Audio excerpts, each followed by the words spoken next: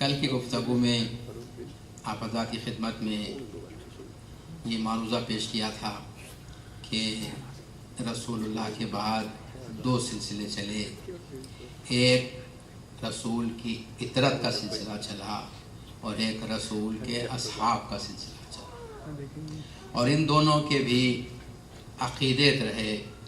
رسول کی اطرت کا سلسلہ جسے مکتب امامت کہا جاتا ہے، اس کا عقیدہ یہ ہے کہ جس طریقے سے اللہ نے 1,24,000 پیغمبر اپنی طرف سے منسوب فرمائے، اسی طرح ان کے جانشین بھی اللہ ہی منسوب فرماتا ہے۔ رسول اللہ کو بھی حق نہیں ہے کہ وہ اپنے جانشین کو انتخاب کرے۔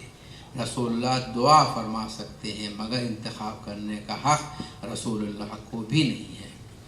اور مکتب خلافت جس کے تعلق سے میں نے عرض کیا کہ اس کا جو ٹائٹل ہے وہ ٹائٹل بھی جعلی ہے، یعنی یہ جو لفظ خلیفہ ہے یہ وہ خلیفہ نہیں ہے جو قرآن میں ہے۔ قرآن میں جو خلیفہ ہے وہ خلیفۃ اللہ ہے، اس کا اختیار ساری کائنات پر ہے، وہ اللہ کا نمائندہ ہے، وہ اللہ کی حجت ہے، اور یہ جو خلیفہ ہے یہ مسلمانوں نے انتخاب کر لیا ہے، اپنا بنا لیا ہے۔ اسے پہلے تو خلیفۃ الرسول کہتے تھے اور ہوتے ہوتے اب یہ خلیفہ ہی بچ گیا ہے۔ تو یہ اس کا ٹائٹل بھی ٹائٹل شرعی ٹائٹل نہیں ہے، یہ متشرع ٹائٹل ہے۔ اسی طرح یہ کہ ان کے قوانین یہ ہیں، ان کے جو قوانین بنے، کس طریقے سے خلافت آگے بڑھتی ہے، یہ قوانین دو ان کے علماء نے، ایک تو وردی نے، ماوردی نے جس کی ولادت 450 ہجری میں ہوئی، اور دوسرا ابو یعلی نے جس کی ولادت 458 میں ہوئی۔ انہوں نے اس کے قانون لکھے، اور جو قانون لکھے خلیفہ کے وہ حاکم کے قانون لکھے، حکومت کے قانون لکھے کہ کس طریقے سے زکوٰۃ لیا جائے، کس طریقے سے زکوٰۃ تقسیم کی جائے، کس طریقے سے حکومت چلائی جائے۔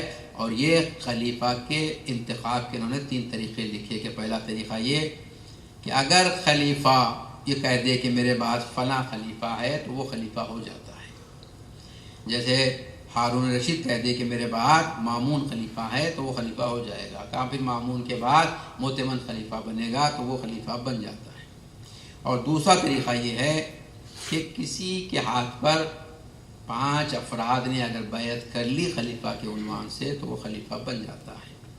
پھر اس میں 3 گروہ ہیں، انہوں نے کہا، بعض نے کہا کہ ایک شخص پروپوز کرے اور 4 آدمی اسے ایکسیپٹ کر لیں تو وہ خلیفہ بن جاتا ہے۔ بعض نے کہا کہ تیسرا طریقہ یہ ہے کہ اگر ایک شخص، یہ نکاح کی طرح ہے، اگر ایک شخص نے پروپوز کیا اور 2 اس کے گواہ اگر ہو گئے تو وہ خلیفہ بن جاتا ہے۔ اور خلیفہ بننے کا تیسرا طریقہ یہ ہے کہ اگر اس نے غلبے کے ذریعے، تلوار کے ذریعے، جنگ کے ذریعے اس نے اقتدار حاصل کر لیا اور کہا کہ میں خلیفہ ہوں تو وہ خلیفہ بن جاتا ہے، اور مسلمانوں کو حق نہیں ہے کہ اس کے آگے سر اٹھائیں۔ تو یہ 3 طریقوں سے خلافت ہوتی ہے، اور اس کا بیس یہ تھا کہ رسول اللہ نے اپنی زندگی میں کسی کو اپنا جانشین بنانے کا اعلان نہیں فرمایا تھا، اور رسول اللہ نعوذ باللہ امت کو اسی طرح چھوڑ کر چلے گئے۔ آج کی گفتگو میں انشاءاللہ وہاں پہنچیں گے ہم کہ رسول اللہ سے بڑا ایڈمنسٹریٹر نہیں گزرا ہے۔ تو میں نے جس آیہ کریمہ کی تلاوت کا شرف حاصل کیا وہ انذر عشیرتک الاقربین، یہ سورہ شعراء 26ویں سورہ کی 216ویں آیت ہے۔ اس میں اللہ تعالیٰ ارشاد فرما رہا ہے رسول اللہ سے کہ اے رسول اللہ، اب آپ اپنے خاندان والوں کو اللہ کے عذاب سے ڈرائیے۔ اسے طبری نے تاریخ طبری میں جلد سے صفحے 1170 سے 1171 تک یہ واقعہ اس نے لکھا ہے، اور اس کے راوی خود مولا کائنات ہیں۔ مولا فرماتے ہیں کہ رسول اللہ نے مجھ سے فرمایا کہ علی، اللہ کا حکم آیا ہے کہ میں اپنے خاندان والوں کو اسلام کی دعوت دوں، اور تم हमारे अब्दुल मुत्तलिब के औलाद को इत्तला दो कि वो खाने के लिए आज हमारे घर पर जमा हो। लिखा है कि या रसूलुल्लाह का घर था या हज़रत अबू तालिब का घर था। ज़्यादा यही है कि हज़रत अबू तालिब के मकान पर दावत दी गई और रसूलुल्लाह ने, मौला अली फरमाते हैं कि रसूलुल्लाह ने मुझसे कहा कि एक बकरे की टांग को भुना जाए, एक रोटी तैयार की जाए और एक कटोरे में दूध लाया जाए। मौला अली फरमाते हैं कि मैंने रसूलुल्लाह ने जैसा फरमाया था, मेरा सन 10 बरस का था, मैंने सबको इत्तला दी। सब आए और सब आने के बाद रसूलुल्लाह ने मुझसे कहा कि अली लाओ खाने की चीज़ें। तो मैं रोटी और वो रान ला के रखा तो सब हंसने लगे। उन्होंने कहा कि मोहम्मद ने हमें दावत दी है, ये तो इतनी ग़िज़ा रखी है कि इससे एक आदमी का भी पेट नहीं भरता। रसूलुल्लाह ने अपने दस्ते मुबारक से उस रान के टुकड़े टुकड़े किए, रोटी पर रखे और लोगों से कहा कि बिस्मिल्लाह कहकर खाना शुरू करो। वो कहते हैं कि सब, मौला फरमाते हैं कि सब 40 अफराद ने खाना खा लिए और वो बची रह गई, उस पर सिर्फ हाथों के निशान, उंगलियों के निशान थे। दुरूद पढ़े मोहम्मद वाले। फिर रसूलुल्लाह ने फरमाया कि अली वो दूध का कटोरा ले आओ। मैं दूध का कटोरा लाया। मौला फरमाते हैं कि दूध इतना था कि खुदा की कसम एक शख्स पी सकता था। सब ने पिया, सब सैराब हुए और दूध वैसा बच गया। अबू लहब ने कहा कि मोहम्मद ने हम पर जादू कर दिया और उसके बाद उठ खड़े हुए। रसूलुल्लाह ने देखा कि ये मुझसे पहले इसने गुफ्तगू की। रसूलुल्लाह साकित हो गए और वो लोग उस दिन चले गए। दूसरे दिन फिर रसूलुल्लाह ने फरमाया कि अली फिर आज इन सब को बुलाओ। कहती हैं जब दूसरे दिन सब आए उसी तरीक़े से दावत की गई। और अब इसके कि अबू लहब कुछ कहता, रसूलुल्लाह खड़े हुए और रसूलुल्लाह ने फरमाया कि मैं वो पैगाम लेके आया हूँ तुम्हारे लिए जो किसी कौम का नौजवान किसी कबीले के कौम के लिए नहीं लाया। ये 2 जुमले हैं, कहना आसान है, इस पर अमल करना मुश्किल है। अगर तुम इस पर अमल करने लगो तो सारी कायनात तुम्हारे सामने सर झुका दोगी और सारी कायनात का इख्तियार तुम्हें हासिल हो जाएगा। और जो कोई चाहता है कि ये बार मेरे साथ बर्दाश्त करे, वो मेरा भाई, मेरा वारिस और मेरा जानशीन व खलीफा होगा। कहते हैं कि जब ये कहा तो सब देखते रह गए सिवाय मौला अली के। मौला अली खड़े हुए और कहा कि या रसूलुल्लाह मैं इस काम के लिए तैयार हूँ। रसूलुल्लाह ने फरमाया कि अली बैठ जाओ। मौला फरमाते कि मैं बैठ गया। रसूलुल्लाह ने दोबारा फरमाया, किसी ने जवाब नहीं दिया, मैं फिर खड़ा हो गया। तो रसूलुल्लाह ने कहा कि अली बैठ जाओ। तीसरी मरतबा रसूलुल्लाह ने फरमाया, जब कोई ना उठा फिर मैं खड़ा हो गया। तो रसूलुल्लाह ने मुझे अपने करीब बुलाया, मेरे कांधे पे हाथ रखा और कहा कि ये मेरा वारिस है, ये मेरा भाई है, ये मेरा जानशीन है और ये मेरा खलीफा है। और उसके बाद कहा कि इसकी बात मानो और इसकी इताअत करो। जब रसूलुल्लाह ने फरमाया कि इसकी बात मानो और इसकी इताअत करो, तो अबू लहब ने अबू तालिब अलैहिस्सलाम से फरमाया कि मोहम्मद कहते हैं कि तुम अपने बेटे की बात मानो, उसकी इताअत करो। और उसके बाद वो चले गए। तो किताबों से ये बात ज़ाहिर है कि जिस दिन रसूलुल्लाह ने अल्लाह की वहदत का ऐलान फरमाया, अपनी नबूवत का ऐलान फरमाया, उसी दिन अली की खिलाफत का भी ऐलान फरमाया।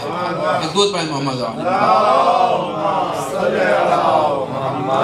ये जो मुसलमान कहते हैं कि रसूलुल्लाह बगैर किसी को अपना जानशीन बनाए चले गए, ये खुदा की कसम रसूलुल्लाह पर तोहमत है। रसूलुल्लाह ने पहले दिन, जिस दिन अल्लाह की वहदत का ऐलान फरमाया, अपनी नबूवत का ऐलान फरमाया, उसी दिन मौला अली की जानशीनी और खिलाफत का ऐलान फरमाया।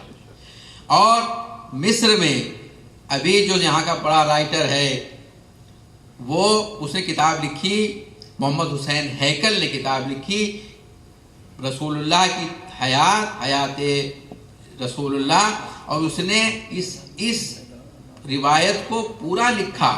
पहली प्रिंट में उसने रिवायत पूरी लिखी कि रसूलुल्लाह ने फरमाया कि ये मेरा भाई है, میرا وارث ہے، میرا جانشین ہے اور میرا خلیفہ ہے.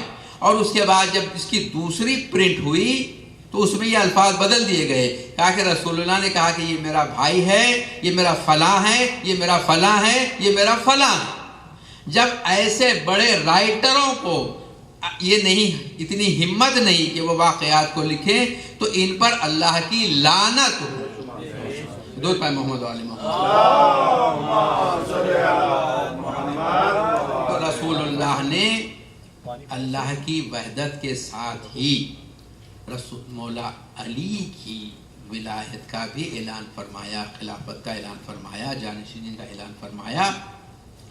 اور یہ مسلمان آج تک بھی اس کا انکار کرتے آ رہے ہیں.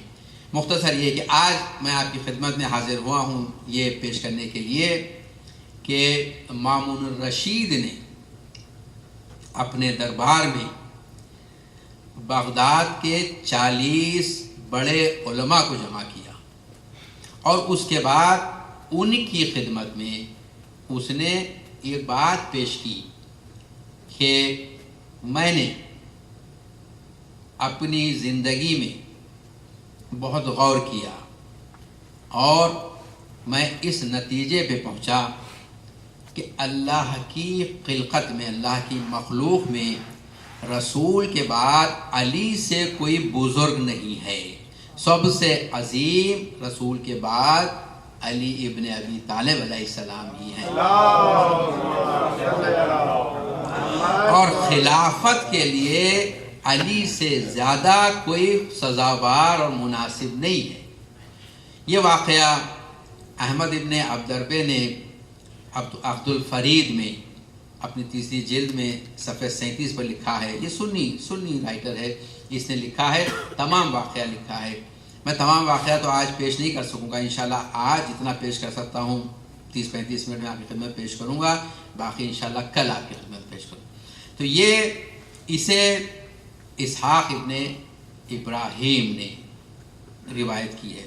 اسحاق ابن ابراہیم بغداد کا سب سے بڑا درباری عالم تھا، اور اس زمانے میں جو سب سے بڑا قاضی تھا، فیصلے کرنے والا تھا، وہ یحییٰ ابن اقسم تھا. آپ نے نام سنا ہے یحییٰ ابن اقسم کا، جس کو ہمارے 9ویں امام نے شکست دی تھی ان چیزوں میں.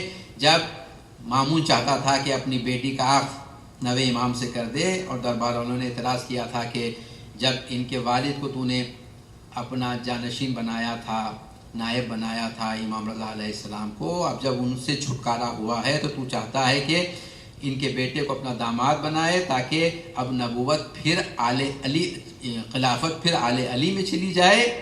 تو اس نے کہا تھا کہ نہیں، ایسی بات نہیں ہے، خلافت کے یہی حقدار ہیں، اور علم میں بھی یہ ایسے ہیں کہ ان کا بچہ بھی بڑے بڑے عالم سے زیادہ علم رکھتا ہے. اور اس کے بعد وہ علمی مناظرہ ہوا، اور یحییٰ ابن اقسم کو انہوں نے انتخاب کیا تھا کہ وہ سوال کرے.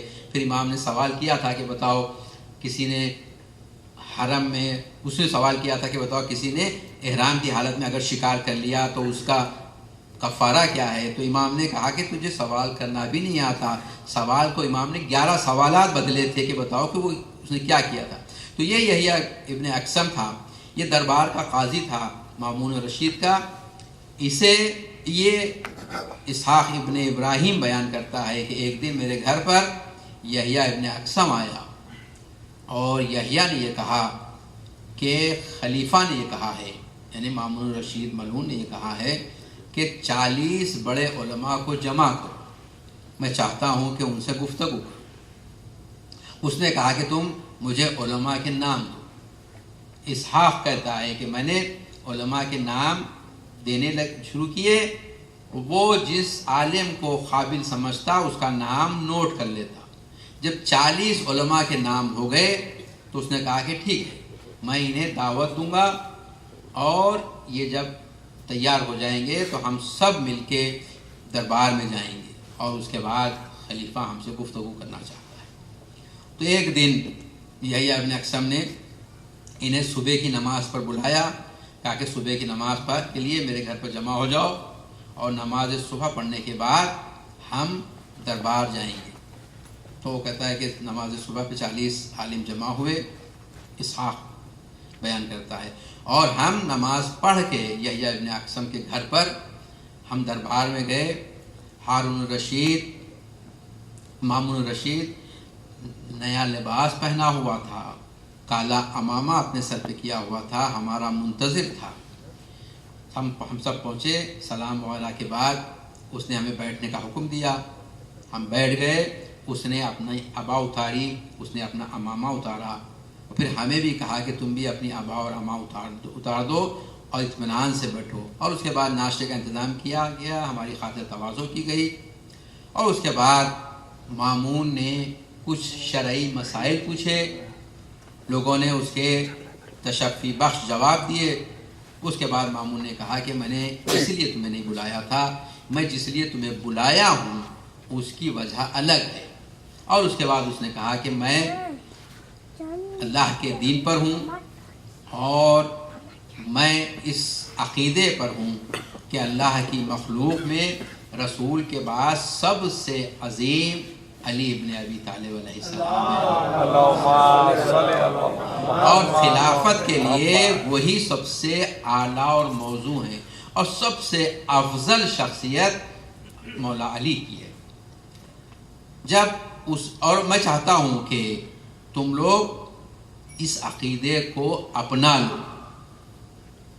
اور اس کے بعد میں فی الحال تمہارا نظریہ معلوم کرنا چاہتا ہوں۔ جب اس نے یہ بات کہی تو اسحاق ابن ابراہیم نے کہا کہ اے امیر، اے خلیفہ، وہ بتاؤ کہ وہ کون سی فضیلتیں ہیں جن فضیلتوں کی بنا پر تم مولا علی کو افضل قرار دے رہے ہو؟ انہوں نے تو مولا علی نہیں کہا، میں کہہ رہا ہوں مولا علی، وہ تو علی کہتے رہے، علی کہتے رہے، تو مولا علی کو آپ کن فضیلتوں کی بنیاد پر آپ سب سے افضل قرار دے رہے ہیں وہ بیان کیجئے۔ تو اس کے بعد مامون نے پوچھا اسی سے، اسحاق سے، اچھا اسحاق یہ بتاؤ کہ فضیلت کس طرح ثابت ہوتی ہے؟ اس نے کہا کہ فضیلت نیک اعمال سے ثابت ہوتی ہے، اعمال صالحہ سے ثابت ہوتی ہے۔ کہا کہ ٹھیک ہے، اچھا یہ بتاؤ جب رسول اللہ نے اسلام کی دعوت دی تو اس وقت سب سے بہترین عمل، سب سے بڑا عمل، سب سے نیک عمل کیا ہو سکتا تھا؟ اسحاق نے کہا کہ سب سے نیک عمل یہ ہو سکتا تھا کہ کلمہ شہادتین کو سچے دل سے قبول کیا جائے۔ اس نے کہا کہ اچھا یہ بتاؤ جب رسول اللہ نے اسلام کی دعوت دی تو کیا علی نہ تھے جنہوں نے سب سے پہلے اسے قبول کیا اور رسول کی رسالت کی گواہی دی، اللہ کی وحدت کی گواہی دی؟ اس نے کہا کہ ہاں، علی نے سب سے پہلے گواہی دی، مگر علی نابالغ تھے، مردوں میں یہ گواہی ابو بکر نے دی تھی۔ یہ آج بھی ان کی کتابوں میں ہے، انہوں نے کہا کہ بچوں میں علی نے پہلی گواہی دی، بڑوں میں ابو بکر نے گواہی دی، عورتوں میں حضرت خدیجہ سلام اللہ علیہا نے پہلے گواہی دی۔ یہ اس طریقے سے تقسیم کرتے ہیں کہ مولا کی عظمت کو کم کریں۔ تو کہا کہ اس نے پوچھا اچھا یہ بتاؤ جب رسول اللہ نے اسلام کی دعوت دی علی کو، مولا علی کو، تو مولا علی نے جو قبول کیا یہ رسول کی دعوت پر قبول کیا یا یہ کہ اللہ نے ان پر الہام کیا ان کے دل پر؟ اسحاق کہتا ہے کہ میں سوچنے لگا کیا جواب دوں، تو مامون نے